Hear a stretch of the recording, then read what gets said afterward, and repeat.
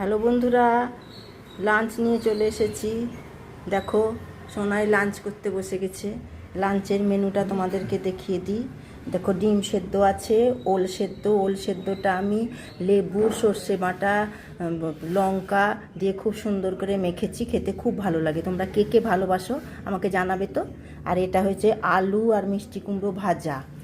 আর হয়েছে দেখো মুগের ডাল আর আলুর তরকারি। আর হয়েছে বড়ার ঝাল। বড়ার ঝাল ওই সর্ষে পোস্ত বাটা দিয়ে বড়া ভেজে ঝাল। আর এই দেখো সঙ্গে আছে আম। এই দেখো সোনা পাপা তোমাদের খেতে বসে গেছে, দেখেছ? খেতে বসে গেছে, আগেই চলে এসেছে। আজকে খেতে দেবার আগেই চলে এসেছে খেতে। এবার তাহলে আমি খাওয়াই। ভালো থেকো তোমরা। এখানেই আজকের মতন ব্লগটা শেষ করলাম। আবার অন্য ব্লগ নিয়ে চলে আসবো। আসি, বাই।